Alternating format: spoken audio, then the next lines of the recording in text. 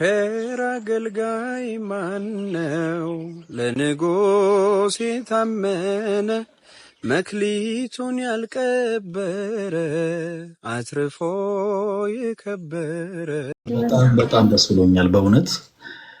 እኔ ደግሞ ማስታውሰው ያኔ ለሰይቀን ነው መሰለኝ ምናምን ፕሮቴስታንት እንደሆንሽ ነግረሽን ግን እንደው ፈለገን በጣም ነው የምወደው ምናምን ስትኝ እኔ ደግሞ ለሚወዱኝ ሰዎች ብታይ በጣም አዳላለሁ እና የዛን ሰዓት ነው ሄሉ የሚለውን ስም ያስኩት እና እውነት ደግሞ ወደዚህ ቅዱስ ቤተክርስቲያን ለመምጣት ትምህርት ጀምረሽ ከሆነ በጣም ደስ የሚል ነገር ነው።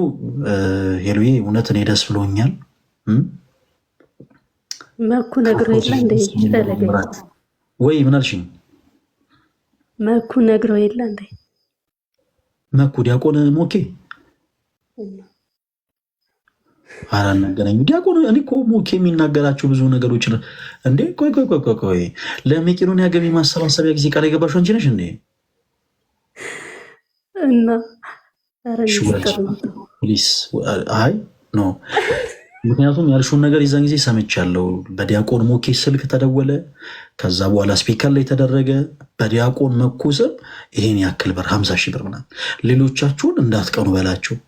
ወደዝሚን ምን ማለት ነው? መጨረሻ ላይ ምን አረኩኝ? ከዛ ግን ተው አሁን ቀኝ ያደረግን ግራ ያበቂ ይላል መጽሐፍ ቅዱስና ታዲያ እኔ ቅር እንዳይላችሁ ብዬ መጨረሻ ላይ እኔ ቅሬታዬን ያልተነሳ ለማንኛውም አካውንቴን በውስጥ ጽፍልሻለሁ። ምህረት አድርግልኝ። በጣም ደስ ይላል ሄሉ። እውነት እንኳንም እህታችን ሆንሽ ሄሉዬ። በደንብ ተማሪልን እና ማለት በቤተክርስቲያን በሰንበት ቤት ውስጥ ነው ወይስ እዚሁ ቲክታክ ፕላትፎርም ላይ ያሉ ወንድሞች ጋር ነው የተማርሽ ያለሽው? እኔ ያው ባለፈው ልደት ቤት እንደተናገርኩት ያኬንም ተምሬያለሁ። በሊንኩ ተልኮልኝ ተወሰነውን ይሄ የአኬ ሊንክ አለ አይደለ? ስለ ሚስጥረ ስላሴ መጽሐፍ ቅዱስ ነው የሚለው ሊንክ። እሱ ሚስጥረ ስላሴን እዛ ላይ ተማርኩኝ። ከዛ መኩ ነው በቃ ስጠይቀው ያለ መሰልቸት የሚመልስልኝ እንትን የሚለኝ እሱ ነው። መኩን እስኪ አንድ ጥያቄ ጠይቂው። የማይመልሰው ጥያቄ አለ። በህይወት ደስተኛ ነው ወይ ብለሽ ጠይቂው እስኪ። አይመልስም። በጣም ደስተኛ ነው። አረ ደስተኛ አይደለም ተይው እስኪ። እኔ እስኪ ተይው ሄሉዬ። ብቻ ግን በጣም ደስ ብሎኛል እውነት። እግዚአብሔር ያበርታሽ። ከኃጢአት በስተቀር የልብሽን መሻት ጌታ ኢየሱስ ክርስቶስ ይፈጽምልሽ። እግዚአብሔር ረድቶሽ ደግሞ ያው የሁላችንም የልባችን ጉጉት ነው። በሰማይ ዘንድ ደግሞ የቅዱሳን መላእክት ደስታ ነው። ወደዚህ ቅዱስ ቤተክርስቲያን ተመልሰሽ ክርስቶስ በደሙ ወደ መሰረታት ዋና ቀጸ ሲወልኒ እየሄየለዋ የገሃነም ደጆች አይችሏትም ብሎ ወደ መሰረታት ወደዚህ ቅዱስ ቤተክርስቲያን መተሽ ሀብተውልናን ስመ ክርስትናን አግኝተሽ ኢየሱስ የሚለውን ስም ከመጥራት ህይወት በፊት ህይወትሽ ኢየሱስ የሚለውን ስም የመጥራት ህይወት ብቻ ነው። ብዙ ሰዎች ኢየሱስ ኢየሱስ ኢየሱስ ኢየሱስ የሚለውን ስም ይጠሩታል፣ ያውቁታል። ኢየሱስ የሚለውን ስም ከመጥራት ወጥተሽ ኢየሱስ ክርስቶስን አውቀሽው ስጋውን በልተሽ ደሙን ጠጥተሽ እምትኖሪ ክርስቲያነታችን ትሆኚ ዘንድ የአምላካችን እግዚአብሔር መልካም ፈቃዱ ይሁን። ሄሉዬ በርቺ እሺ።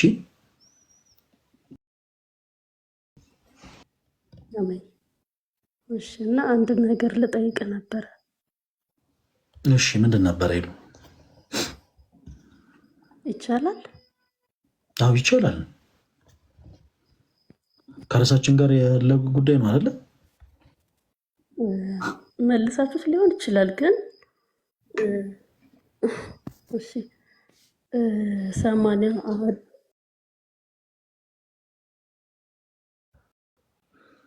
ሄሉ የኔ ነው የአንቺ ኔትወርክ ነው የሚቆራረጠው?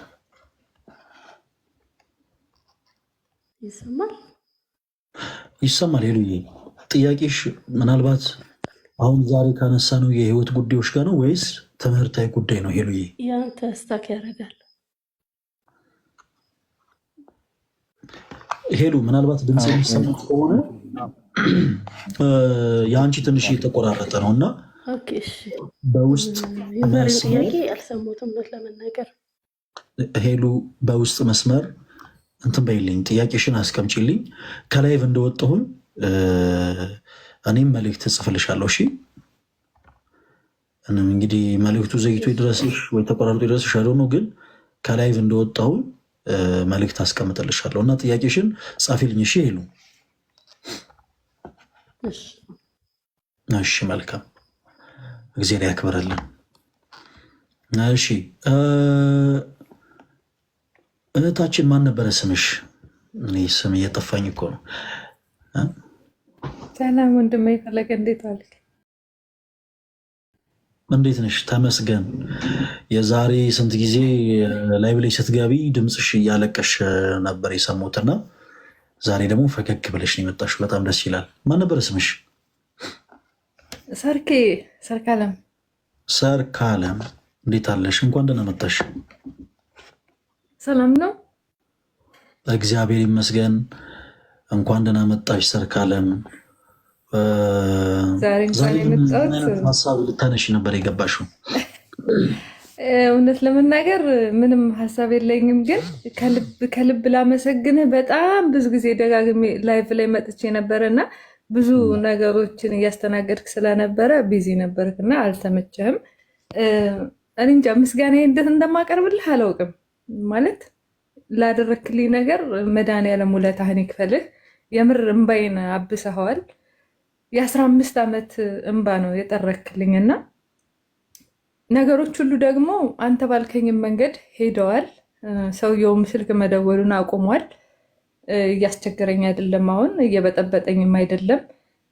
በውስጥም እርዷት ያልካቸው ሰዎች ብዙዎቹ ደውለው የህግ አማካሪዎችም ብዛት አማክረውኛል። እዚህ የሰራሁትን ገንዘብ ሁሉ መካፈል እንደሚችል ሁሉ ነው የነገሩኝ።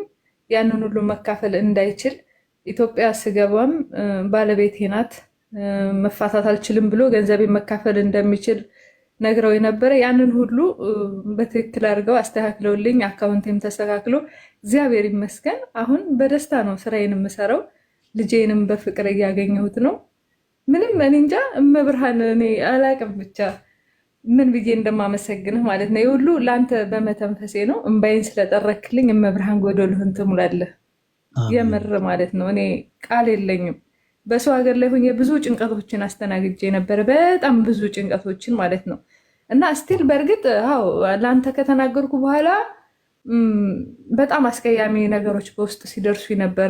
ስድቦች፣ ነቀፋዎች፣ በጣም ብዙ ነገሮችን ማለት ስልክ ስጭን ህግ አማካሪዎች ነን ምናምን ብለው ስልክ አልሰጥም ወይ ደግሞ እነማን ናችሁ ከየት ነው የመጣችሁት ብዬ በምል ሰዓት ደግሞ ምን አንቺ ደግሞ እንደዚህ አይነት ሴት አይደለሽ እንደ ቆሻሻ የሚባል ስድብ ሁሉ ድጋሚ እሱ የሚሰድበኝ ስድብ ድጋሚ ተሰንዝሮብኝ ነበርና እናትሽ እንደዚህ ትሁን አንቺ ቤተሰብ አሰዳቢ ምናምን የሚለው ከአንተ ምን ተማርኩ መሰለህ ወንድሜ ፈለገ። ባለፈው እንኳን የኔ እናት የኢየሱስ ክርስቶስ እናት ተሰድባለች ብለህ የተናገርከው ነገር የምር በቃ ይሆናል አይደለ ልበ ሙሉ አድርጎኛል። እኔ ምንም ነኝ ማለት እኔ ምንም ነኝ። ማንም ቢሰድበኝ ምንም አይደንቀኝም። ወይም ደግሞ እናቴንም ቢሰድባት ምንም አይነት ነገር የሚደርስባት ነገር የለም። እዛ ጋር ያ ነገር የተናገርከው ሙሉ ሰው እንደሆነና ጠንካራ ከምንጊዜውም በላይ ደግሞ ማንም አፉን ቢከፍትብኝ፣ ማንም ቢሰድበኝ፣ ማንም ቢዘልፈኝ ምንም ቦታ እንዳልሰጥ አድርጎኛል። ስቲል እዚህ የምሰራበት ቦታ ራሱ የገዛ ጓደኛዬ ይሄንን ላይቭ ሰምታ ነበርና በሰዎች ፊት ልታሸማቀቀኝ ሞክራ ነበረ። ኢትዮጵያ እኮ እንደዚህ ነበር የምሰራው፣ ወደዚህ ለመምጣት እንደዚህ አድርጋ ነበረ ምናምን ኬስ ሰማች ስትባል ሪከርድ ሁሉ አድርጋ በአረበኛ እየተረጎመች የተናገረችበት ቀን ሁላ ነበረና ያንን ሁሉ ግን ያንተ ንግግር በቃ የፈጣሪ እናት ተሰድባለች እንኳን የኔ እናት ብለህ ያልከው ነገር ለእኔ ትልቅ ቫልዩ ሰጥቶኛል ማለት ነው። በቃ ጠንካራ ሴት ምንም እንዳይበግራት ምንም እንዳይነካት አድርገህ ነው የገነባኸኝ። እግዚአብሔር ይመስገን አሁን ሙሉ ሰው ነኝ። ምንም ስድብ ቀርቶ ቢያርፍብኝ እኔ ምንም አይመስለኝም ማለት ነው። በፊት በጣም ነበር የምፈራው ማለት በቃ ይሄ ሰው ሰማብኝ፣ ይሄ ሰው እንደዚህ ያደረገ ምናምን ብዬ በጣም የምሸማቀቅበት ጊዜ ነበረ። አሁን ግን እኔ እንጃ ወንድሜ ፈለገ እግዚአብሔር የአገልግሎት ዘመንህን ይባርክልህ። እኔ ብችልና ብዙ ነገር ብናገር ደስ ይለኛል፣ ግን መናገር አልችልም። እመብርሃን የልብህን መሻት ትሙላልህ። ትልቅ ደረጃ ደርሰህ ደግሞ ልጄ ራሱ ያንተን ፈለግ እንዲከተል እፈልጋለሁ። የምር እውነት ለመናገር በሃይማኖቱ ጸንቶ ያንተን ፈለግ ተከትሎ የምሬ ነው የምልህና ስልክ ገዝቼ አሁን ካንተ በኋላ ራሱ ስልክ ገዝቼ ልኬለት ምን ማየት ትፈልጊያለሽ እማዬ ምን ለይልሽ ሲለኝ እነፈለገን ተከታተል በቃ ዩቲዩብም አሳዩት ቲክቶክም ደግሞ ያለውን ነገር እናንተ እያወረዳችሁ ፈለገን እንዲከተል አድርጉልኝ ብዬ መልእክት ሁሉ አስተላልፌያለሁ ማለት ነው በቅርብ ጓደኞቼን ማለት ነውና የ12ኛ ክፍል ልጅ ተማሪ ያለች ምንም ችግር የለም እኔም ስለመከታተለው ፈለገን እኛ ላይቭ ላይ ላንገባ እንችላለን ግን ሪከርዱ ስለሚደርሰን ዩቲዩብ ላይ ያለው ነገር እየወረደ ስለሚደርሰን እሱን መከታተል እንችላለን መስማት ይችላል ብላ እሷም ደገፈችኝና አባትየውም ደግሞ ይቅርታ በጓደኞቹ ስም ይቅርታ ጠየቀ ላረኩን ነገር ተጸጽቻለሁ ከዚህ በኋላም ደግሞ አልደርስብሽም የሚሆንም ነገር አይደለም በቃ ስህተት ነው ብሎ አለ እሱ ስላለ እኔ መጀመሪያም አልተቀየምኩትም ቅያሜ አልነበረኝም እኔ ከሱ መገላገል ነው እንጂ የፈለኩት እኔ ከውስጤም አልተቀየምኩትም ምክንያቱም የልጅ አባት ነው ተቀይሜም ተራግሜም የማመጣው ነገር የለም ስለዚህ ፊትም አልተቀየምኩትም ነበረ ብቻ እኔ እንዲለቀኝ ነበር የፈለኩት በምፈልጊው መንገድ 80ሺን ማውረድ እችላለሁ ምንም የሚከብደኝ ነገር የለም ብቻ ልጄን እንዳትተይኝ ልጄን የሚረዳው የለም እናቴን የሚያግዛት ስለሌለ አንቺ ብቻ እነሱን እርጅልኝ እኔ ካንቺ ምንም ፈልገው ነገር የለም ብሎ በጓደኞቹ ይቅርታ አስጠይቆኛል ይህ ሁሉ የሆነው ላንተ በመተንፈሴ ነው ቤተሰብም ስቲል ይህንን ያንተን ካንተ ጋር ያወራሁትን ቃለ ምልልስም ሰምቶ ያጎቴ ልጅም ከቤተሰብ ጋር እንድቀራረብ ረድቶኛል በስልክም አባቴንም ወንድሞቼንም አሁን ባለው አንጻራዊ ሁኔታ ያው ገጠር ነው ያሉት ብዙም ማውራት ባልችልም ግን እሱ ያለውን ነገር እየጨረሰልኝ ነው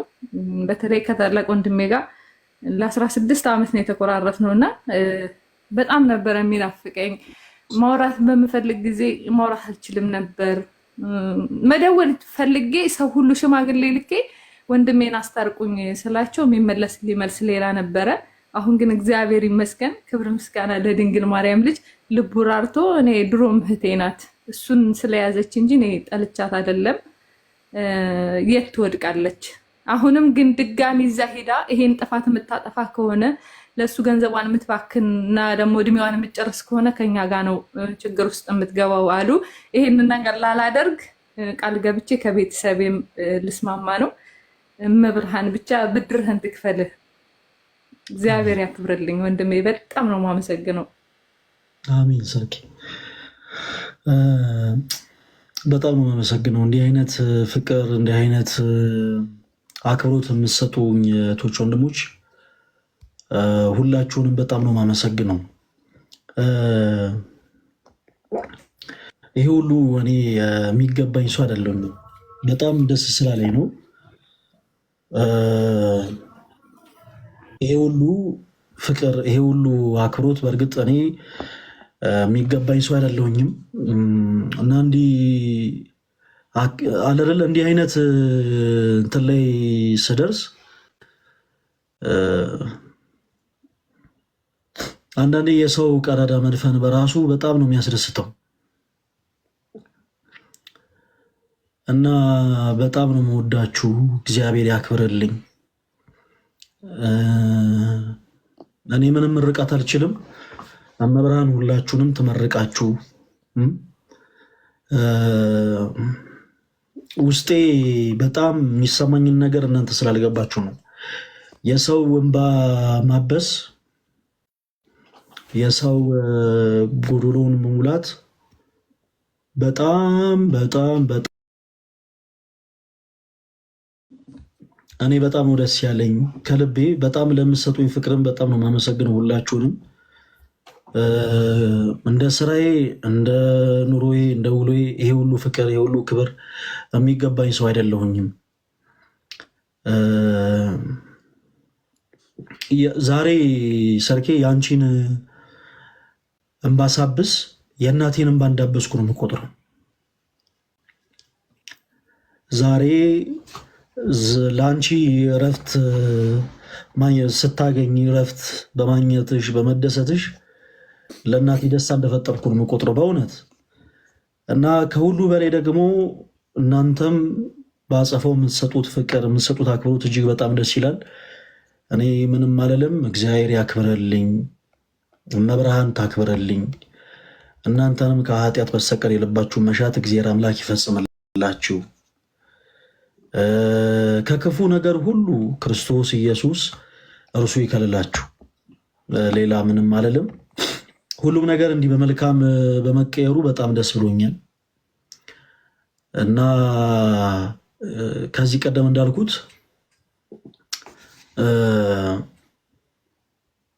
ሰዎች እናንተ ላይ ክፉ ነገርን ሲያደርጉ ክፉ ነገርን ሲናገሩ የእናንተ አቴንሽን አይገባቸውም። የእናንተ ንቀት ግን ይገባቸዋል። ንቃችሁ ተዋቸው። ንቆ መቶ ማለት ሰውን በሰውነቱ መናቅ ማለት አይደለም። መልስ አለመስጠት ነው። መልስ አለመስጠት በሌላችሁ ማንነት በሌላችሁ ፐርሰናሊቲ ሰው መጥቶ እንዲህ ናችሁ የሚላችሁ ከሆነ ክርስቲያኖች ዞራችሁ መልስ እየሰጣችሁ ከዛ ሰው ጋር ለመነጋገር ጊዜ አታባክኑ። ጊዜ አታባክኑ። ንቆ መተውን መልመድ ያስፈልጋል እና በባለፈው እንዳልኩት ብዙዎች እግዚአብሔር በሚያውቀው ምን እንደተፈጠረ በማላውቀው ምክንያት የኔን እናት ዘልፈዋል፣ የኔን እናት ሰድበዋል እና እኔ አልደነቀኝም። ምክንያቱም ከዚህ ቀደም እንዳልኩት እንኳን የኔ እናት የጌታችን የመድኃኒታችን የክርስቶስ ኢየሱስ እናት ቅድስት ድንግል ማርያም እንኳ ተዘልፋለች፣ ተሰድባለች እና ዝም ማለትን የመሰለ ትልቅ ነገር የለም። በነገራችን ላይ ዝምታ ራሱን የቻለ አስፈሪ ነገር ነው። ዝምታ እጅግ በጣም ራሱን የቻለ አስፈሪ ነገር ነው። በተለይ በሰዎች ላይ መጥፎ ነገርን የምትሰሩ እህቶች፣ ወንድሞች በዚህ አጋጣሚ ፕሊዝ እባካችሁ በንስሐ ተመለሱ፣ ተጸጸቱ። በቃ አላደለ በቻላችሁት አቅም ከጥፋት ራሳችሁ መልሱ። በአንድ ወቅት በንጉሥ ኃይለ ሥላሴ ዘመን ንጉሱ በከተማው ሕዝብ ላይ ግብር ይጨምሩና ሰላዮቻቸውን ወደ ከተማ ይልካሉና ሰላዮቻቸው ከተማ የሚወራውን ወሬ ሰምተው ወደ ቤተ መንግስት ይመለሳሉ እና ንጉሱ ይጠይቋቸዋል። ለመሆኑ ሕዝቡ ምን እያለ ነው ብለው ይጠይቋቸዋል። ሰላዮቹ ይመልሳሉ፣ ንጉሥ ወይ ሰው በጣም እየተሳደበ ነው አሏቸው። አይተውት ምንም አያመጣም አሉ። ከዛ በኋላ ከትንሽ ጊዜ በኋላ ደግሞ ትንሽ ቆይተው ደገም አድርገው ደግሞ ግብር ይጨምራሉ። አሁንም ግብር ይጨምራሉ። ሰላዮቻቸውን ከቤተ መንግስት ወደ ከተማ ይልካሉ እና ሰላዮቹ ወደ ቤተ መንግስት ተመልሰው ለንጉሱ በአሁኑ ያስፈራል፣ ሰው በጣም መሳደብ አብዝቷል፣ በጣም ያስፈራል በአሁኑ ብለው ይነግሯቸዋል። በስተመጨረሻውን ከትንሽ ጊዜ በኋላ ግብር ይጨምሩና ሰላዮቻቸውን ወደ ከተማ ይልካሉ።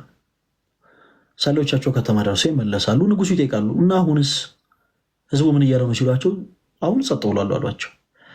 ይሄኔ ነው መፍራት ብለው ንጉሱ ግብር ቀነሱ ይባላል እና አንዳንድ ጊዜ እንኳን እግዚአብሔር የሰውም ዝምታ ያስፈራል እና ልክ እንደ አምላካችሁ እንደ ክርስቶስ ዝም በሉ። ሰው መጥፎ በሆኑ ቃላት በጥፊ እየጻፋችሁ ነው፣ መልካም እንግዲህ ዝም በሉ። በቃ መልስ አትስጡ ተወዳጆች። ስለ እናንተ ያልተገባን ነገር እየዞሩ እያሟችሁ መጥፎ የሆነን ምራቅ በላያችሁ ላይ ጥቅ እያሉባችሁ ከሆነ ዝም በሉ፣ ምላሽ አትስጡ። ክርስቶስ የአይሁድ ርኩስ ምራቅ በፊቱ በተተፋበት ጊዜ ምራቃቸውን ተጸይፎ እንኳን ወደኋላ ዞር አላለም። ዝም ነበር ያለው። ዝምታን ነበር የመረጠው። የክርስቶስ ዝምታ ቅዱሳን መላእክትን ሁሉ እስከሚያስደነግጥ ድረስ ዝም ነበር ያለው አምላካችን እና በእናንተ ላይ ክፉ ለሚያደርጉት፣ በእናንተ ላይ ክፉ ለሚያወሩት፣ በእናንተ ላይ ክፉ ለሚያስቡት ዝም እንደማለት ትልቅ መፍትሄ የለም። ዝም በሉ ማለት ግን በነዛ ሰዎች ቂም ይዛችሁ ኑሩ፣ ተቀየሟቸው፣ መልካችሁን ተኮራርፋችሁ ኑሩ ማለት ደግሞ አይደለም ተወዳጆች። የይቅርታ ልብ ይኖራችሁ። እናንተ ክርስቶስ ይቅር እንዲላችሁ የምትፈልጉትን ያክል እናንተም ይቅር ባዮች መሆን አለባችሁ። እና ሰርኬ በዚህ ልክ እንባሽ ታብሶ ተደስተሽ በማየቴ እጅግ በጣም ነው ደስ ያለኝ። ብዙ ጊዜ ደስታዬን መግለጽ ስለማልችል ነው እና እንዲህ ባለ መልኩ ስላየውሽ፣ ነገሮች ስለተስተካከሉልሽ፣ ከቤተሰቦችሽ ዳግም እርቅ ስላወረድሽ፣ ልጅሽን እንደ ልብሽ ማግኘት የምችበት ደረጃ ላይ ስለደረሽ፣ ነገሮች ሁሉ ስለተቀየሩ በነዛ ጥቂት ሽርፍራፊ ሰኮንዶች ውስጥ ባወራናቸው በተነጋገርናቸው ንግግሮች እነዛ ሁሉ ነገሮች ስለተቀየሩ እጅግ በጣም በጣም በጣም ደስ ብሎኛል። እግዚአብሔር አምላክ ቀሪው ጊዜሽንም ደግሞ የሰላም የደስታ ጊዜ ያደርግልሽ። እንግዲህ የጭንቅ አማላጇ መብርሃን ከፊትሽ የሚገጥምሽንም ጭንቅ እርሷ ታስወግድልሽ። ስለመጣሽ በጣም ደስ ብሎኛል። ሰርኬ በርቺልን። እሺ እሺ፣ በጣም ነው የማመሰግነው ወንድሜ። ያው እንግዲህ ምን ይላል አባታችን፣ ሆድ ይመርቅ ይላል፣ ሆድ ይመርቃል ይላል እና ልቤ ውስጥ ያለውን ደስታና ሀሴት እመብርሃን እኔ እንጃ እጥፍ እጥፍ አድርጋ ደስታህን እጥፍ ድርብ ታድርግልን። እንቅፋት እንኳን እግዚአብሔር ምስክሬ ነው፣ እንቅፋት እንኳን እንዲመታ አልፈልግም። በቃ እኔ በአሁን ባለውበት ደረጃ ማለት እንቅፋት እንኳን እንዲመታ አልፈልግም። እግዚአብሔርን ነው የምልህ። በቃ ደስታዬን ብታዩ ማለት ነው። አሁን ላይ በቃ ስራ ሁሉ ስሰራ ደስተኛ ሆኜ በቃ ምንም የሚያቅተኝ ነገር የለም። በቃ እያንዳንዱን ሴትዮ እንደውም እንዴ ከተወሰነ ጊዜ በኋላ በጣም ተለውጠሻል፣ ደስተኛ ሆነሻል፣ የምትሰሪው ስራ ፈጥነሽ ነው የምትሰሪው፣ በቃ ግዴታሽን በደንብ እየተወጣሽ ነው ምናምን እስክትል ድረስ ማለት ነው። እና እኔ እንጃ እግዚአብሔር የኔን ደስታ አይቶ ለአንተም ደስታ እጥፍ ድርብ አድርጎ ደስታህን ይክፈልህ። እኔ እንጃ ምን እንደምል አላውቅም። እመብርሃን ከጎንህ ትሁን ወንድሜ። እግዚአብሔር ያክብርልኝ። አሜን። በጣም የማመሰግነው ሰርኪ፣ እግዚአብሔር ያክብርልኝ። አመሰግናለሁ ወንድሜ። አሜን አሜን። ሰላም ሁኚልን። ምንድነው የሚባለው በአረበኛ? አና አሐበክ ነው የሚባለው። አይወ አና አሐበክ ሐያቴ كثير حبك كثير حبك انا والله ምን ማለት በሉ ተርጓሚ መስሪያ በይ ተርጉሚ ምን ያለች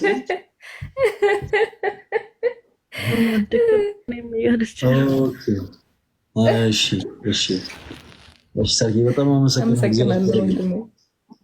አሜን አሜን። እሺ ተወዳጆች፣ ምናልባት ሌሎች ሰዎችን ሳላስገባ በመሀል አንድ ነገር ልናገር። እንደምታውቁት ከሰሞኑ በጣም ለብዙ ገዳማትና አድባራት የገቢ ማሰባሰቢያዎች ሲደረጉ ስለነበር ለተወሰኑ ጊዜያት ዝም ያልንበት ጉዳይ አለ። የወላይታ ሀገረ ስብከት ጉዳይ።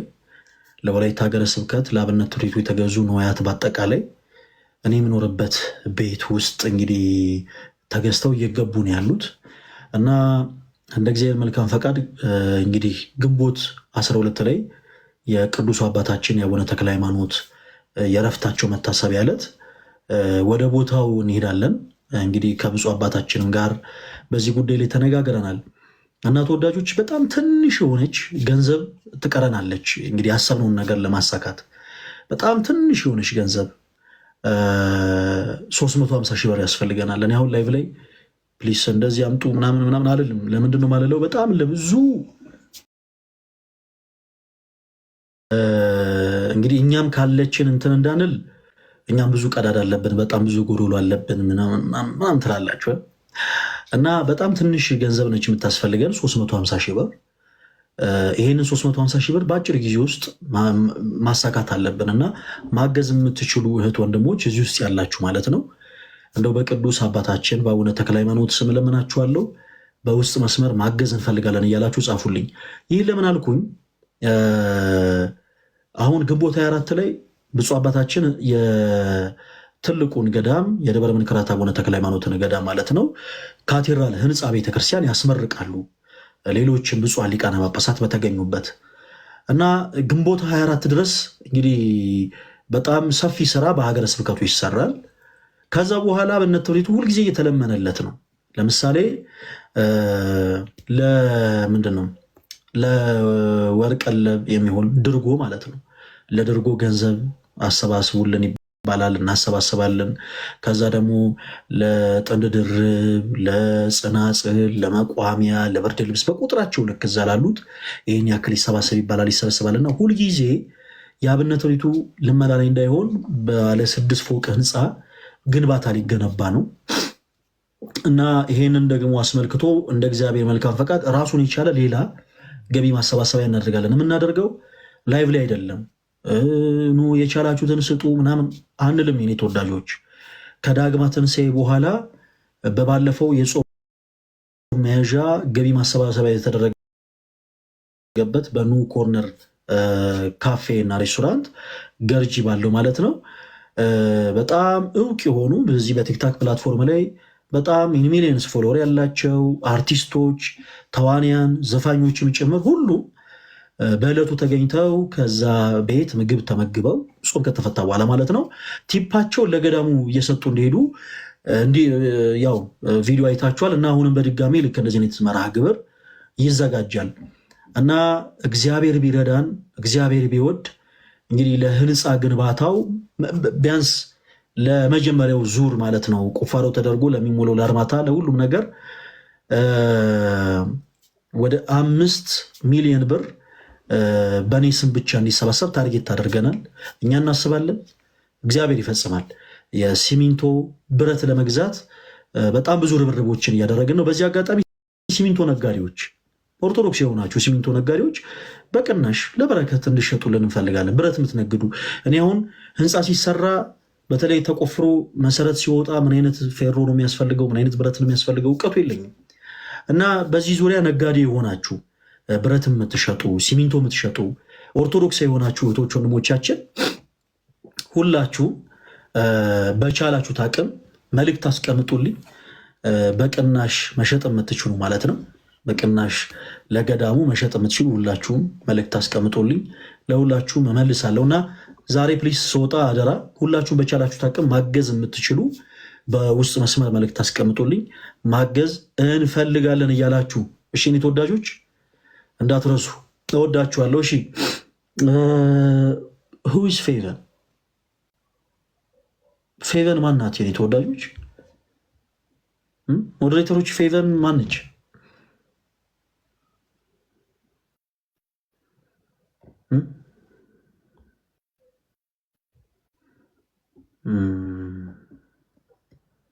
ምን እየተካሄደ ነው?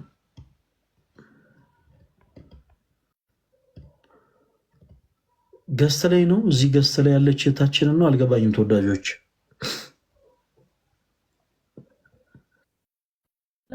ቁጥር እየጻፈች ያለችው አለች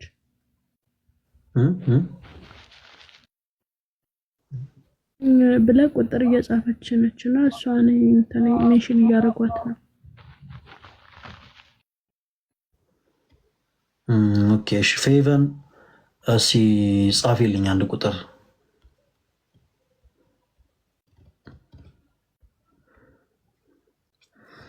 እና ማገዝ የምትችሉ ሁላችሁም በውስጥ መስመር መልዕክት አስቀምጡልኝ። እሺ እሺ። ሰላም በስተመጨረሻ ፈለገዬ እንዴት አመሻችሁ? እግዚአብሔር ይመስገን። እንደምን አለሽ? እግዚአብሔር ይመስገን በጣም ደስ ብሎኛል። አመሰግናለሁ። ግን በጣም ይቅርታ እውነት በጧት ስለምነሳ አረብ ሀገር ነው ያለሁትና ትንሽ ነገር ጠይቄ ለመተኛ አስቸኩዬ ነው አንድ ቁጥርን በተደጋጋሚ ስጽፍ የነበረው። እሺ ምን ነበረ? ያው ዛሬ እንደዚህ ሪኩዌስት ልክልህ ነበር። ያው ብዙ ሰው ስለምታስተናግድ ችግር የለውም። በጣም መግባት ፈልግ ነበር አንተ ጋር እውነት ላይ በገባ ቁጥር እከታተላለሁኝ። በተለይ ከሀገር ከወጣሁ በኋላ በጣም ነው የምከታተልህ እና በመጀመሪያ ደረጃ በጣም ነው የምናመሰግነው ሁላችንም እግዚአብሔርን። መብርሃን እውነት በምልጃዋ አትለይ። ለብዙ ሰዎች በተለይ አረብ ሀገር ላሉ ሴቶች በተለይ ለሁሉም በጣም በቃ ተስፋ ሆነሃል። የእውነቴን ነው የምልህ እመቤቴን። እኔ ራሱ አንተን ከመከታተል ከጀመርኩ በኋላ በተለይ እዚህ ሀገር መጥቼ ባህሬን ነው ያለሁትና በቃ ያው ይገባሃል መቼም ከሀገር ሲወጣ ብዙ ነገር ከባድ ነው ማለት ይሄ ነው ብሎ የሚዘረዘር ነገር አይደለም። ሁሉም በጣም የሚያስቸግር የሚያስጠላ የሚከብድ ነገር ነው የሚያሳልፉት አገራቸው እስከሚገቡ ድረስ እኔን ጨምሮ ማለት ነው። እና በጣም ለብዙ ሰዎች ተስፋ ሆናል። የእውነት ማለት ነው። ማርያምን ማለት ቃሉ የምትናገረው ቃል ብቻ እንትን ይላል። በቃ ይበቃል። ሌላ ምንም እንትን የሚባል ያው ብዙ ንግግር አልችልም። ለንግግሬ በጣም ይቅርታ። እና ምን መሰለ ፈለገይ በጣም ነው የሚከፋው የእውነት በተለይ መጾም አትችልም። አረብ ሀገር ስትመጣ የእውነት በቃ ይከብዳል። ከቤተ ክርስቲያን ርቀ የእውነት እኔ ይቅርታና በጣም ስለከፋኝ ነው ሁሉም ነገር። በተለይ እምነቴ ከረፈደ ገባኝ። ከረፈደ ነው የገባኝ እምነቴ የእግዚአብሔር ፍቅር የእመቤቴ ፍቅር ከረፈደ ሆነ የገባኝ። ብዙ እድሜን በማይረባ ነገር አሳልፌያለሁ። በእርግጥ ተመርቄያለሁ፣ እግዚአብሔር ይመስገን በጥሩ ውጤት ነው የተመረቅኩት። ግን ያው የሀገራችንን ሁኔታ ታውቀዋለህ። ወይ ገንዘብ ወይ ሰው ከሌለ ስራት በቃ እንደተመረቅኩኝ 1 ዓመት አልሞላኝም። ወደ አረብ ሀገር ሲሄድ ለእናቴ ብዬ ነው የሄድኩት። ለእናቴ አንድ ልጅ ነኝ፣ እህት ወንድም የለኝም። እና ማለት በጣም ነው የሚከፋው የእውነት ማለት ነው። ምን ነው እስከዛሬ እንደዚህ በገባኝ ኑሮ እምነቴ፣ ምን ነው እስከዛሬ እንደዚህ በገባኝ ኑሮ የጌታ ፍቅር የእመቤቴ እላለሁኝ። በጣም ነው የሚቆጨኝ። በጣም በቃ ከምልህ በላይ ነው የሚጸጽተኝ አሁን በጣም ማለት ነው። በቃ እንዴት አድርጌ በመለስኩት ያንን ምንም ነገር በቃ ደህና ነገር ሰርቼ ያላሳለፍኩትን ቀን ምን ነው መመለስ በቻልኩኝ። አምላኬ ወንድ ምን ነው በመመለስ በቻልኩኝ ያንን ጊዜ በከንቱ ያሳለፍኩትን ጊዜ ማለት ነው። የእውነት በጣም የሚከፋኝ በቃ ማታ ጸሎት አድርጌ ስተኛ ሁሌ እንደዚህ እላለሁኝ። ለምን ከረፈደ ገባኝ እምነቴ። ለምን እውነት ከረፈደ ነው የገባኝ። በቃ በጣም ነው የሚያስጠላው የእውነት ማለት ነው። እንደዚህ አይነት እምነት ይዤ ተመርጬ ነው ኦርቶዶክስ የሆንኩት። መርጬ አይደለም ተመርጬ ነው። እግዚአብሔር መርጦኝ ነው፣ እመብርሃን መርጣኝ ነው እንጂ መርጬ አይደለም። በጣም እኮ እድለኛ ነኝ። ግን ለምን እስከዛሬ አልገባኝም የእምነቴ ጉዳይ። በጣም በቃ እድሜ ዘመኔን እስካሁን ሰዓት ድረስ የሚቆጨኝ ነገር ይሄ ብቻ ነው፣ ሌላ ምንም አይደለም። የኔ አብረውኝ ታምራ ፌቨንዬ ሀሳብሽን ትቀጥያለሽ። ይቅርታ እግዚአብሔር አምላክ ሁልጊዜ ነገሮችን ለመልካም ነው የሚያደርገው። ለምሳሌ ጳውሎስ አሳዳጅ ነበር። ረዥም የሚሆን ዘመን የኖረው ስለ ክርስቶስ የሚጋደሉ ቅዱሳንን በማሳደድ ነው። ኢየሱስ የሚሉ ሰዎችን በማሳደድ ነበር ነው። ለምን ያንን ሁሉ ዘመን እንደዚህ ኖርኩት ማለት አይጠበቅበትም። ምክንያቱም ልክ የዛን ያክል የወደቀው ክርስቶስ ሊያነሳው ፈልጎ ነው። አየሽ እና በህይወታችን አንዳንድ ጊዜ ክርስቶስ የግድ ሊያስተምረን የሚፈልገው ነገር ሲኖር ደረጃዎች ሆናሉ አንዳንድ ህይወቶች። በዚህ አጋጣሚ ህይወታችሁ የሆነ ሰው አምናችሁ ምናምን ራሳችሁን ሰጥታችሁ የምታውቁ ሴቶች ትኖራላችሁ አይደል? በዛው ልክ ደግሞ ወንዶችም ቤተሰባችሁን ትታችሁላት፣ እህቶቻችሁን ትታችሁላት፣ ወንድሞቻችሁን ትታችሁላት፣ ጓደኞቻችሁን ትታችሁላት ለእሷ ብላችሁ ብዙ ነገር ትታችሁ በቃ እንደው ከእሷ ጋር ህይወት ይኖረኛል ብላችሁ የሆነ ሴት ረግጣችሁ ሄዳ ታውቂ ይሆናል በህይወታችሁ። እህቶችን በዛው ልክ ይህ ሰው ባል ይሆነኛል ብላችሁ የትዳር አጋር ይሆነኛል ብላችሁ ንጽህናችሁን ሰጥታችሁት ሊሆን ይችላል። አምናችሁት ገላችሁን ለእሱ አሳልፋችሁ ሰጥታችሁ ሊሆን ይችላል። እና እንዲህ አይነት ነገር ከተፈጠረ በኋላ ያመናችሁት ሰው ቢከዳችሁ በህይወታችሁ ለምንድን ነው እንዲህ አይነት ነገር የተፈጠረው አትበሉ። ለምን መሰላችሁ? እግዚአብሔር ለአንቺ እህቴ መልካም የሆነን ሰው ሊሰጥሽ ሲፈልግ ክፉ የሆኑ ሰዎች በህይወትሽ መጥቶ ታያለሽ። ለምን አማራሪ እንዳትሆኚ ማለት ነው። የምታማራሪ ሴት እንዳትሆኚ። ወንድም ያንተም እግዚአብሔር አምላክ እናት የሆነች ሴትን የትዳር አጋር አድርጎ ሊሰጥ ሲፈልግ ያኔ በጣም መጥፎ ባህሪ ባለባቸው ሴቶች ይፈተናል። እና ተወዳጆች አንዳንድ ጊዜ እንዲህ አይነት ነገር የሚመጣው ለመልካም ነው። ልክ በእንደዚህ አይነት ብዙ ነገር ትተህላት ራስን ሁሉ ክደ ከሰው በታች ሆነ ብዙ ነገር ያደረግክላት ሴት ረግጣ ስትሄድ አፍቅሪያት እንዴት ትሄዳለች አትበል ወንድሜ። ምክንያቱም እግዚአብሔር መልካም የሆነችን ሴት አዘጋጅቶልሃል ማለት እናት የሆነችን ሴት። ልክ በእንደዚህ አይነት ሴቶች ተፈተነ ብዙ ጊዜን ካሳለፍክ በኋላ እናት የሆነችን ሴት ልክ ሲሰጥህ ያቺን ሴት መንከባከቡንም መያዙንም ታቀበታለህ። አለበለዚያ ግን በነዛ ሰዎች ሁሉ ያልተፈተንክ ሰው ከሆንክ እግዚአብሔር የሰጠን ያቺን ከእንቁ የላቀችን ውድ የሆነች ሴት እንኳን በስነ ስርዓት ልትይዛት አትችልም። ስለዚህ ፌቭ በጣም በጣም በጣም ልትወጁ ይገባል። እነዛ ሁሉ የመከራ ጊዜያቶች ያለፉት እነዛ ሁሉ ክርስቶስን ያለማወቅ ጊዜያቶች ያለፉት በምክንያት ነው። እሺ ያወቅሽ ሁለት ሮጠሽ ወደ ቅፉ የምትገቢ ወርቅ በመጀመሪያ ሲገኝ ከጭቃ ጋር ነው የሚገኘው። ታውቃላችሁ አይደል? ወርቅ በመጀመሪያ ሲገኝ የሚገኘው ከጭቃ ጋር ነው። እና ለምንድን ነው ከጭቃ ጋር የተገኙት አትበሉት። ተወዳጆች አትበሉ። አምነሽው ራስሽን አሳልፈሽ በአልጋ ላይ ተኝተሽ ገላሽን አሳልፈሽ ሰተሽው ምንም ነገር ሳታረጊው ጥሎሽ የሄደ ሰው ሊኖር ይችላል በህይወትሽ። እንደውም አንድ ሰው ሊሆን ይችላል 7 8 9 ሆኑብሽ እንበል እህቴ። በምንም ለምንድን ነው ግን የኔ ህይወት እንደዚህ ሆኖ አትበይ። በጣም አመላቸው ከባድ በሆኑ ሰዎች የተፈተንሽው እግዚአብሔር ልክ እንደ እናት ላንቺ የሚያስብ እግዚአብሔርን የሚፈራ ቤተሰቦችን የሚያከብር ሰው ሊሰጥሽ ስለፈለገ ነው። ያን ያ ሰው ወደ ህይወትሽ ሲመጣ መያዙን ታውቂበታለሽ። ለምን የከፋ ነገር አይተሻለ ከዚህ በፊት።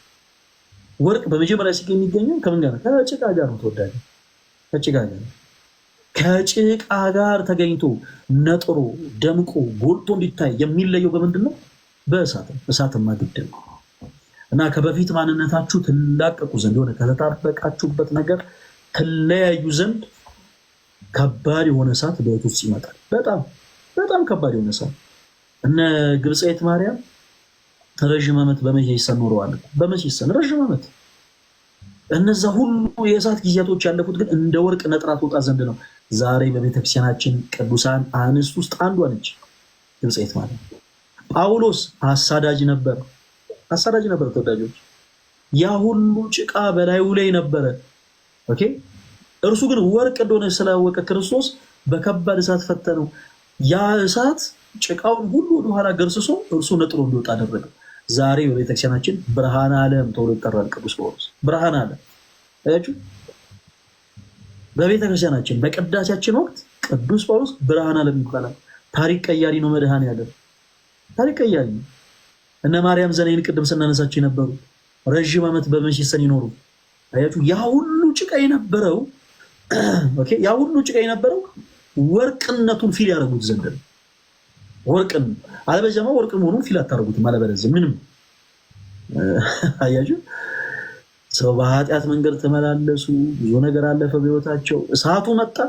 ያ ፈተና እነሱን ከጭቃ ለይቶ ወርቅ አደረጋቸው። እነ ሙሴ ጸልይ አረ ስንቱን እንጥራ። ብዙዎች በጣም ብዙ ቅዱሳን በልክ በእንደዚህ አይነት ህይወት የኖሩ ናቸው። ሙሴ ጸልይ አሳዳጅ ነበረ፣ ጉልበተኛ ነበረ፣ ነፍሰ ገዳይ ነበረ። ያ ሁሉ በላዩ ላይ የተከመረ ኃጢአት ነበር። ያ ሁሉ ጭቃ ፈተና መጣ፣ ሰይፍ መጣ። አያችሁ፣ ፈተና መጣ፣ በህይወቱ አለፈ። ያ ፈተና እሱን አንጥሮ እንደ ወርቅ ለየና የጠራ የነጠረ የደመቀ ትልቅ ወርቅ አደረገ። ወደ ክርስቶስ ራሱን እንዲቀርብ አደረገ። እና አስተውሉ፣ ሁልጊዜ ጭቃና ወርቅ ተጣብቀው ነው የሚገኙት። ወርቅ ሁልጊዜ ከጭቃ ጋር ነው የሚገኘው። ከዛ ጭቃ ግን ለመለየት የግድ እሳት ይፈልጋል። በውሃ ይነጻል፣ በውሃ ይታጠባል። ከዛ ደግሞ ይሄ ከብረቱ ከፕላስቲኩ ከምኑ አብሮ ተጣብቆ ካለው ነገር በአጠቃላይ ደግሞ ይለይ ዘንድ ደግሞ ከቀርበው ከባድ በሆነ እሳት ውስጥ ያልፋል። እና ያ ፈተና ጊዜ መምጣቱ አትጥሉት። እግዚአብሔር የተሻለ ነገር እንዲያመጣ ነው። እያለቀሳችሁ ከሆነ እመኑ ይልንገራችሁ፣ እግዚአብሔር ፈገግ ያስይላችኋል። ተክዛችሁ እየኖራችሁ ከሆነ እመኑ ይልንገራችሁ፣ እግዚአብሔር የደስታን በረከት በቤታችሁ ያመጣል። የደስታን በረከት ተስፋ ቆርጣችሁ እየኖራችሁ ከሆነ እመኑኝ ክርስቶስ ተስፋችሁን ይቀጥላል። ዛሬ ላይ ተረባችሁ አድራችሁ ከሆነ እመኑኝ ነገ ባላሰባችሁት በረከት እግዚአብሔር ይባረካችኋል። ነገ ባላሰባችሁት በረከት እና አንዳንድ ጊዜ እንዲህ አይነት ነገሩ መፈጠሩ ተመስገን ብሉበት፣ ግድ የለም። ስንራብ ክርስቶስ ያያል እኮ ለምን ዝም ይለናል? የጠገበን ሰዓት ተመስገን ማለትን እናውቅ ዘንድ አያችሁ። መራባችንን መጠማታችንን እኮ ያውቃል ክርስቶስ።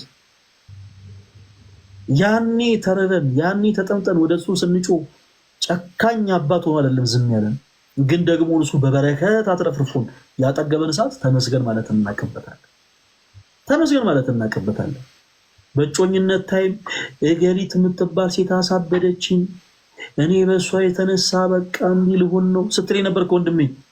እነዛን የጩኸትን ሁሉ ጊዜያቶች እግዚአብሔር አምላክ እየሰማ ጸጥ ያለው በምክንያት ነው።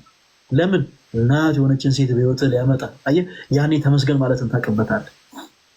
እህቴ እኔ በቃ ራሴን ላጠፋ ነው፣ በጮኝነት ህይወትሽ እኔ ከእሱ ጋር አብሬ መሆን አልችልም፣ ምንም ቦታ ለእኔ የሰጠኝ አይደለም፣ እኔን ከሰውነት ተራ አይቆጥረኝም፣ በእኔ ላይ በብዙ ሴቶች ላይ ይሄዳል፣ እኔን አስቀምጦ እንዲህ ያደርጋል፣ እኔ ራሴን ባጠፋ ይሻለኛል እያልሽ ያኔ ጮህሽባቸው ታይቦች አስተውሻቸው።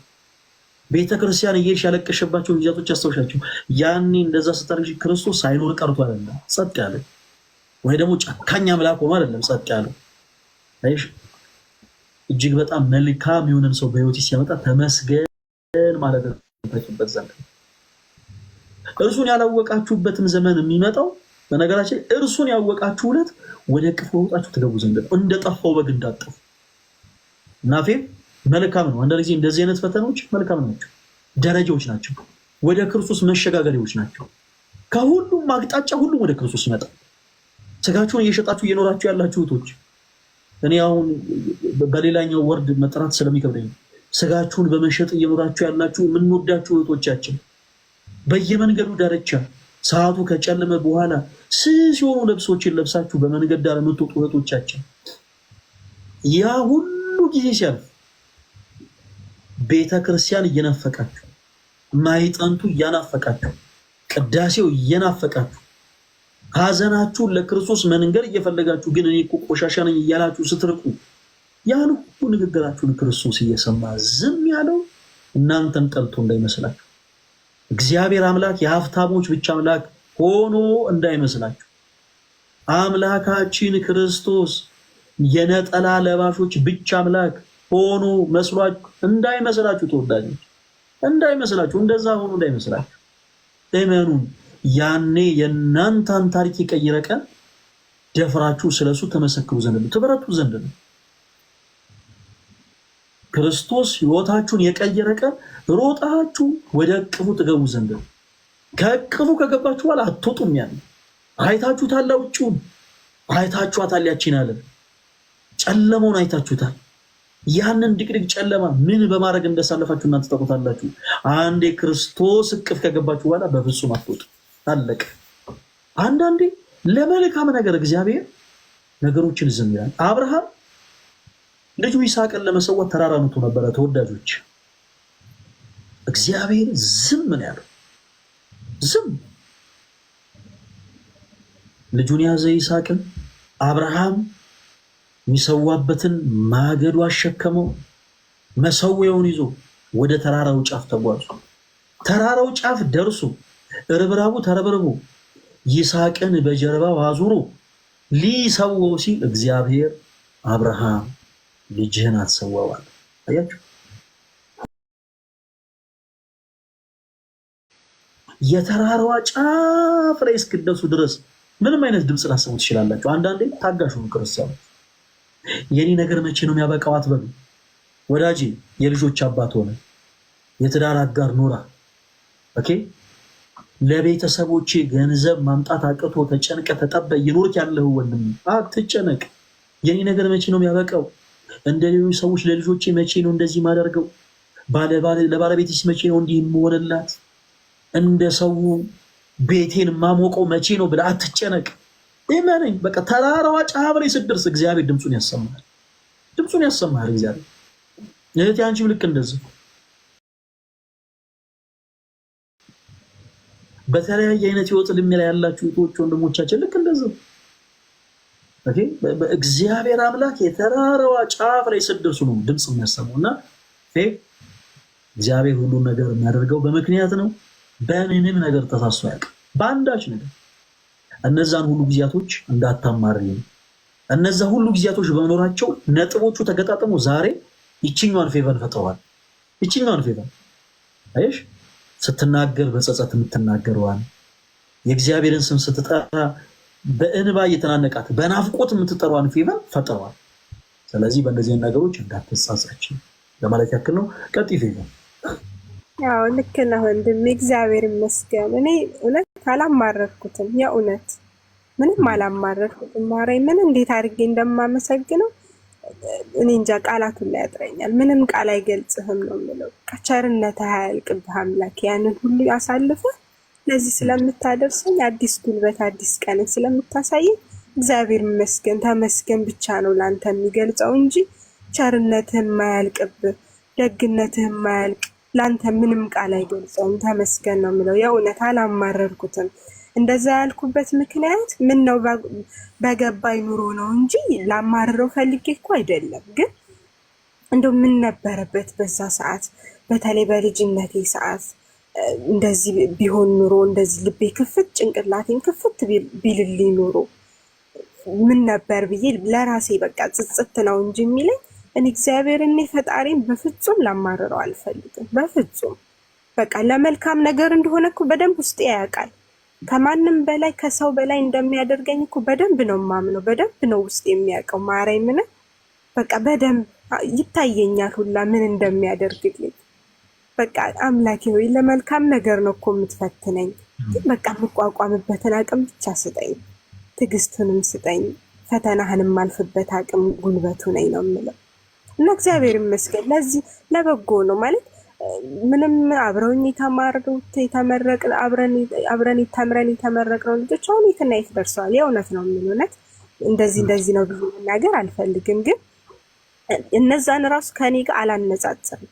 በቃ እነሱ እግዚአብሔር የፈቀደውና ያደረገላቸው ለኔ ደግሞ የተሻለ ነገር ሊፈጥር ሊሰጠኝ ፈልጎ ይሆናል የሚፈትነኝ። ስለዚህ በፍጹም እናቴን ጤና ካረገልኝ እኔንም በሰላምና በጤና ችን ቀን አሳልፎ ለሀገር አብቅቶ ለደጁ አብቅቶኝ እንዳመሰግነው ይርዳኝ ነው የምለው። በቃ እስቲል አሁን ድረስ ማለት ነው። እና በጣም ነው አሁን ከረፈደ ቢሆንም የገባኝ ሁሉም ነገር ለመልካም ነገር ስለሆነ እግዚአብሔር ይመስገን። በተለይ ያንተን ትምህርቶች መስማት ከጀመርኩ በኋላ ያንተን ምክሮች መስማት ከጀመርኩ በኋላ በቃ ምን ልበልህ ሙሉ ለሙሉ በቃ ተቀይሮልኛል። ውስጥ በጣም ሰላም አግኝቻለሁ በእውነት ማለት ነው። ማርያም ምንም ስራ ቢበዛብኝ ቢከብደኝ የእውነት ምን እንደምል ታውቃለህ ፈለገ?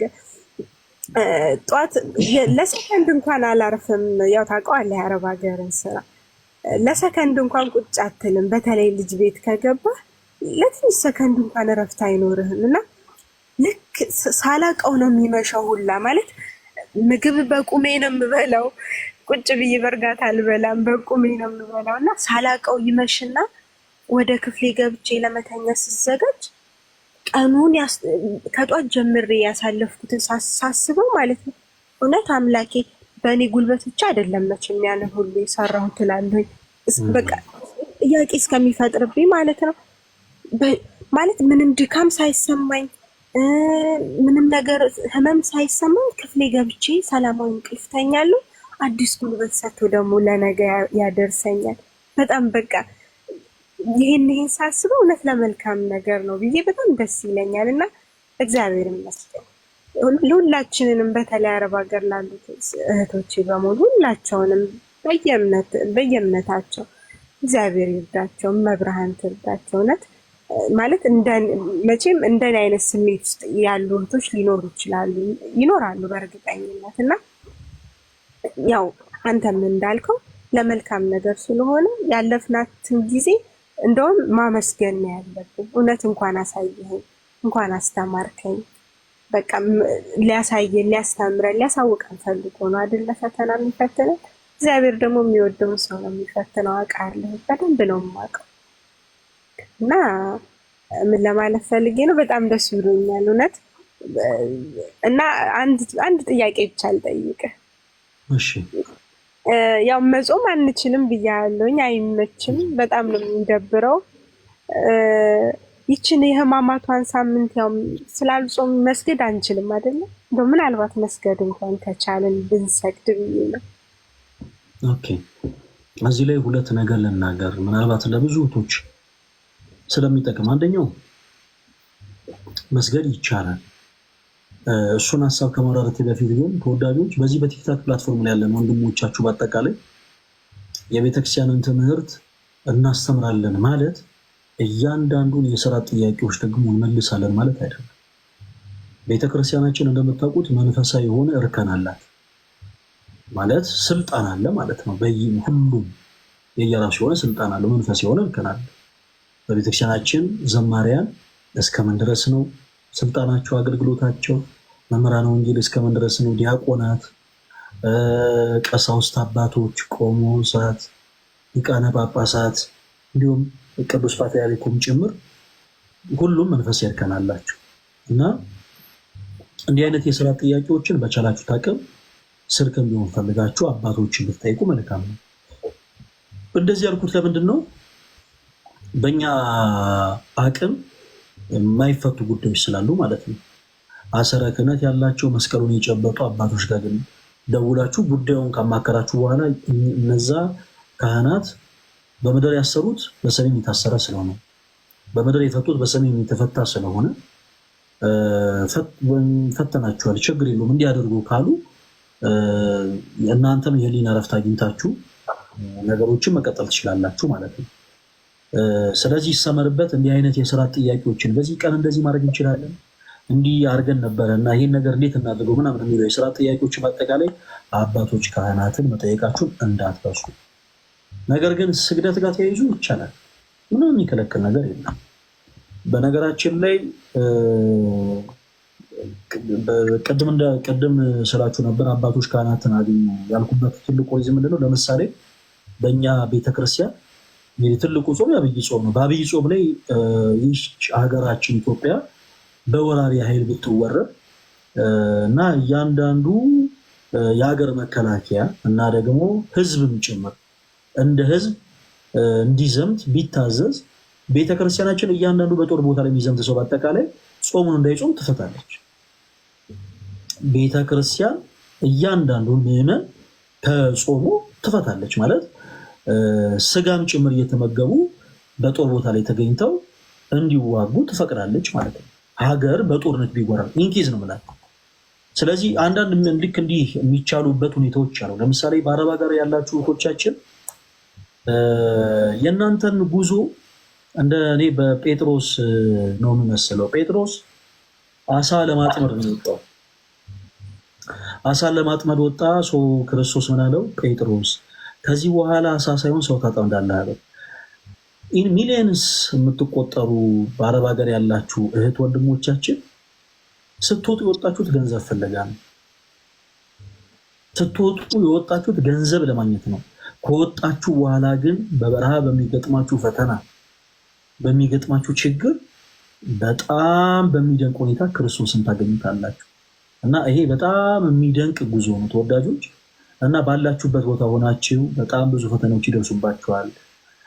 በጣም ብዙ በደል ይደርስባችኋል። እናውቃለን። ያን በጣም ከባድ ፈተና ታሳልፋላችሁ። ከቤት ሳይወጡ የሚሰሩ ሰዎች እንዳሉ ታውቃላችሁ። ክርስቲያኖች በተለይ እዚህ ሀገር ያላችሁ እህት ወንድሞች በጣም ልትረዱ ይገባል። ከቤት ከሚሰሩባት ክፍል ሳይወጡ እንደ እስር ቤት ማለት ነው። የውጭው ንፋስ የውጭው ፀሐይ ሳያገኛቸው 2 እና 3 ዓመት በአንድ ቤት ውስጥ በጣም ፈግተው የሚሰሩ ብዙ እህቶች አሉ። እናንተ ልክ እንደዛ ደም ተፍታችሁ በምታገኙት ገንዘብ አገር ቤት ያሉ እናት አባቶቻችሁ ሸማ ለብሰው ጋቢ ለብሰው ያማረ ኩታ ለብሰው ይኖራሉ። እናንተ እንደዛ ደም ተፍታችሁ በምታገኙት ገንዘብ አገር ቤት ያሉ ወንድም እህቶቻችሁ አምረውባቸው ይላሉ። እናንተ ደጋግሜ እንደምናገረው የበረሃ አንበሶች ናቸው። የዛ የበረሃ አንበሶች ናቸው እናንተና ያላችሁበት ቦታ በጣም ከባድ እንደሆነ እናውቃለን። በቤተክርስቲያናችን ያሉት ስርዓቶች በአጠቃላይ በነገራችን ላይ ዶግማ አይደሉም፣ ቀኖናዎች ናቸው። ስለዚህ ቀኖና እንደ ኮንቴክስቱ ደግሞ ሊቀየር ይችላል። ለምሳሌ እዚሁ ኢትዮጵያ ውስጥ እንኳን ሞቃታማ ቦታዎች ላይ በአፋር ክልል በተለያዩ በጣም ሞቃታማ በሚባሉ አካባቢዎች ላይ ባሉ ቤተክርስቲያኖቻችን ላይ ቅዳሴ የሚገባው በጣም በሌሊት ነው። እንደተለምዶ እኛ እንደለመድነው በጠዋት ቀን ላይ በማለዳ ሳይሆን በጣም በሌሊት ነው። ለምን? ሙቀቱ ብዙ ሰዎችን ስለሚያስቸግር በጣም በሌሊት ቅዳሴ ተቀድሶ እቱ በሰላም ይባላል። ቤተክርስቲያን እንደ ሁኔታው እንደ አየር ንብረት እንኳን ጸባይ ስርዓቷ ይቀየራል ማለት ነው። ስርዓቷ ይቀየራል። ስለዚህ እናንተም ባላችሁበት ስጋ ሳትበሉ መዋል የማትችሉበት ቦታ ላይ ልትሆኑ ይችላላችሁ። ቅድም እንዳልኩት ለምሳሌ ከቤት ወጥቶ ውሎ ምናምን እየሰራ እረፍት የሚያደርግ ሰው የተለያዩ አማራጮችን ተጠቅሞ መመገብ ይችላል። አንዳንዶቻችሁ እንዳልኩት ከቤት ውስጥ ሳትወጡ የውጭ ፀሐይ የውጭ ነፋስ ሳያገኛችሁ 4 ዓመት 5 ዓመት ረዥም ጊዜ የምታሳልፉ አላችሁ እና እንዲህ አይነት አማራጭ ላይ የሌላችሁ ወንድሞቻችን ቤተክርስቲያን የግድ ቆሎ ካልበላችሁ ምናምን ብላ ልጆቿን አታስጨንቅ። ቤተክርስቲያንማ እናታችሁ ናት እኮ። እናት እንዴት በልጇ ትጨክናለች? እንዲህ የሚባል ነገርም የለም። ክርስቶስ አባታችሁ ነው። ከአባትም በላይ አባት ነው እንጂ ምድራዊ የሆነ አባት ልጁን ይረዳል። ክርስቶስ ደግሞ ከዛ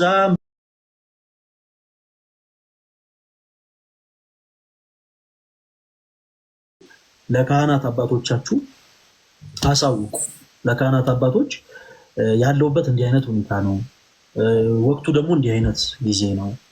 ለምሳሌ የፍልሰታም ጾም ከሆነ የፍልሰታ ጾም ነው እና እንዲህ ማድረግ ፈልጌ ነበር፣ ያለውበት ሁኔታ ግን አይመችም፣ ምን ላድርግ? እኔ ፈትቼሻለሁ፣ ይኸው እንዲህ ማድረግ ትችያለሽ ካሉ ካህናት አባቶች ካሉ ይቻላል። አለቀ። በእኛ አቅም አይቻልም ማለት ነው። ዲያቆን በሆነ ሰው መምህር በሆነ ሰው በቀጥታ እምነት ላይ በሚያገለግሉ ሰዎች የማይቻል ስልጣን ነው። ስለዚህ ከፍ ብላችሁ ካህናት አባቶችን የግድ መጠየቅ ይኖርባቸዋል ነው። ስግደት ግን መስገድ ይቻላል? ያው ይቻላል። ምንም የሚከለክል ነገር የለም። በነበራችሁበት ሁኔታ ላይ ስትጾሙ አልነበረም? በጣም ብዙ ከባድ ነገሮች ሲሳሳልፉ ነበር። አሁን መስገድ ፈልጋችሁ ነው? በደንብ ይቻላል እንጂ በደንብ ይቻላል። እና እንዲህ አይነቱን ነገር ያው በደንብ በቻላችሁት አቅም ትኩረት ሰጥታችሁ ከካህናት አባቶች ጋር ብትወሩበት መልካም ነው። እታችን ፌቨን መተሽ ስለጠየቅሽ በጣም እናመሰግናለን። እሺ ወንድሜ ፈለገ እግዚአብሔር ያክብርልኝ። በጣም ነው የማመሰግነው ወንድሜ፣ ለአክብሮታችሁ ሁላችሁንም እግዚአብሔር ይስጥልኝ። አንተንም ለሁሉም እንግዲህ እውነት ከእግዚአብሔር በታች ለሁሉም ተስፋ የምትሰጥ ልጅ ነህና እግዚአብሔር ይስጥህ። መብርሃን እድሜህን ከቤተሰቦች ጋር ትባርክልህ፣ በምልጃዋ አትለኝ። እግዚአብሔር ይስጥህ። እውነት የልብህን መሻት ትፈጽምልህ። ቤተሰቦችን የምጠቅም ልጅ ያድርግ። ለሁሉ ተስፋ ነህ። በእውነት የእውነቴን እውነት እኔ እንጃ አንተን ራሱ ምንም ቃል አይገልጽም። እግዚአብሔር ይስጥህ ብቻ በቃ ቀሪ እድሜህን የተባረከ ዘመንህን ሁሉንም ይባርክልህ አባቴ ወንድሜ። እሺ በጣም ነው የማመሰግነው። እግዚአብሔር ያክብርልኝ። አመሰግናለሁ። እኔም ያው ልወጣ ነው፣ ልተኛ ነው። እሺ እግዚአብሔር ይስጥልኝ። ሁላችሁንም አመሰግናለሁ። ሰላም እደሩ። አሜን። እሺ አሜን። ሰላም።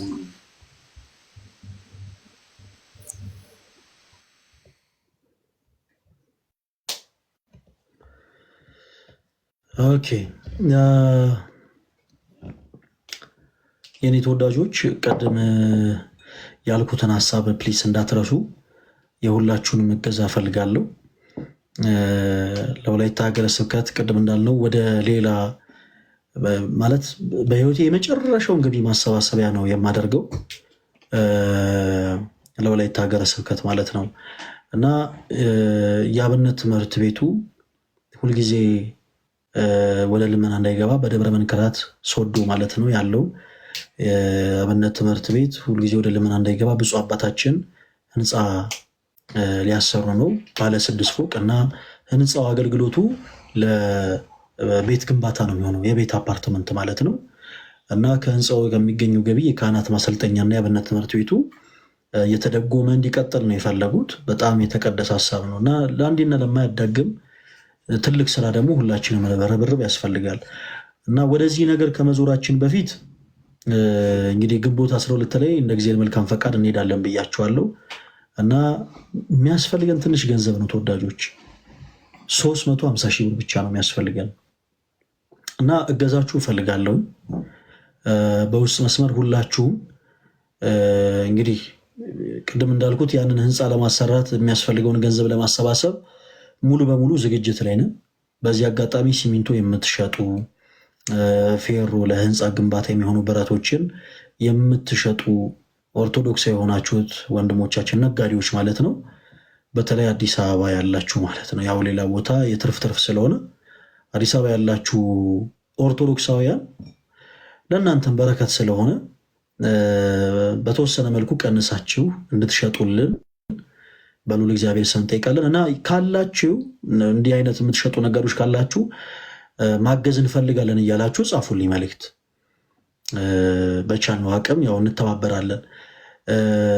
350 ሺህ ብር ይቀረናል እንግዲህ ይሄኛውን ደግሞ ግዳጃችንን ለመፈጸም እና 350 ሺህ ብር ማገዝ የምትፈልጉ እህት ወንድሞች ካላችሁ ፕሊስ አግዙ። አይኖ ሃርድ ታይም ላይ ያለ ነው። ካላችሁ ብዙዎቻችሁ ለቤተሰብ ለዘመድ አዝማድ ምናምን ገንዘብ የምትልኩበት ወቅት ነው። ወቅቱ የበዓል ወቅት ስለሆነ እና ለማስታወስ ያክል ነው። በቻልነው አቅም ከዚህ በኋላ ባሉት ተከታታይ ቀናት ለማስታወስ ያክል ነው እኛም የተወሰነ እያለን ያለ ነው እና ማገዝ የምትችሉ ካላችሁ ማገዝ እንፈልጋለን እያላችሁ በውስጥ መስመር ይኸው አካውንቴ፣ ይኸው ቲክቶክ አካውንቴ ሁላችሁም ገብታችሁ ማገዝ እንፈልጋለን እያላችሁ መልእክታችሁን አስቀምጡልኝ። እሺ የኔ ተወዳጆች እና ሁላችሁንም ወዳችኋለሁ። እኔ ረፍት ላደርግ ነገ ማታ 3 ሰዓት እገባለሁ። ዛሬ እድል ያልሰጧችሁ እህት ወንድሞች ነገ እንደ እግዚአብሔር መልካም ፈቃድ ለእናንተ እድል እሰጣለሁ ማለት ነው እና የነገ ሰው ይበለን። እሺ የነገ ሰው ይበለን እና ማገዝ የምትችሉ እህቶች ወንድሞች ሁላችሁ ማገዝ እንፈልጋለን እያላችሁ ጻፉልኝ እንዳትረሱ። ሁላችሁ በሉ ሰላሙ ነው። የነጋባችሁ ሰላም ዋሉ፣ የመሸባችሁ ሰላም እደሩ። ነገ ማታ 3 ሰዓት ሁላችንም በጊዜ ተገናኝተን ለሌሎች እህቶች ወንድሞች እድል እንሰጣለን። እሺ ሰላሙን